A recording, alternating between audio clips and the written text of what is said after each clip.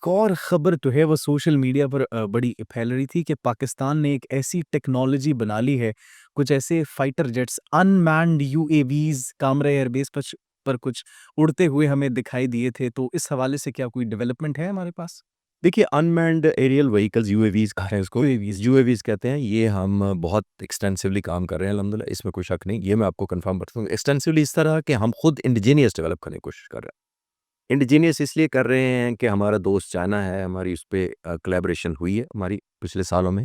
لیکن اب ہم اس حد تک انڈیپینڈنٹ ہو گئے ہیں کہ لوٹرنگ منیشن اور ڈرونز ہم خود تیار کر رہے ہیں. 100% جیمنگ، سافٹ ویئر، اپگریڈیشن سب ہمارے each and everything in Pakistan. ہمارے ہاتھوں میں. زبردست. یو اے ویز یہ ہوتے ہیں بنیادی طور پر کہ انمینڈ ایریل وہیکلز ہوتے ہیں. یہ منی ایئر کرافٹ ہوتا ہے اور فائٹر جہاز کی لمیٹیشن ہوتی ہے، اس کے اندر پائلٹ بیٹھا ہوتا ہے، اس کی ہیومن لمیٹیشن ہوتی ہے، باڈی سٹریس کی وجہ سے، فٹیگ کی وجہ سے اس کو 2 ڈھائی 3 گھنٹے بعد لینڈ کرنا پڑتا ہے، آ کے واپس جہاز کی بھی ریفیلنگ کرنی ہوتی ہے. یہ جو یو اے ویز ہوتے ہیں یہ 30-40 گھنٹے اڑتے رہتے ہیں.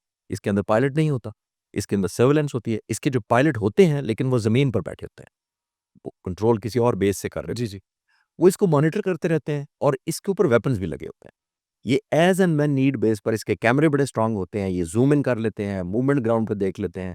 سو مچ سو کہ اتنی پریسیجن سے یہ دیکھ سکتے ہیں کہ آئیڈینٹیفائی کر سکتے ہیں کہ دشمن کون ہے، ٹیررسٹ کون ہے، کوئی انفلٹریشن کیا ہو رہی ہے.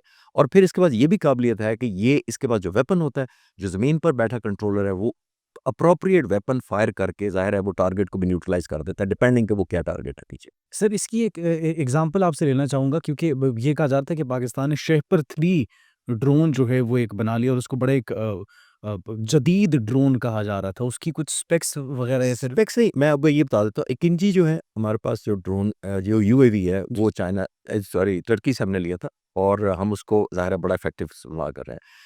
شاپر 2 ہم نے لیا تھا ان سے، ترکی سے. اب ہم اس کی ایڈوانس ورژن میں جا چکے ہیں. شاپر 3 یا 4 یا نام جو مرضی دے لیں، اس کی اسپیکس بھی ابھی شاید میں کانفیڈینشیلی کوئی سے نہیں بتا سکوں گا، کیونکہ ظاہر ہے وہ میسج چلا جاتا ہے کراس کہ یہ ہماری ڈائمینشن ہے، یہ ہمارا پیرامیٹرز ہیں، یہاں تک ہماری رینج ہے.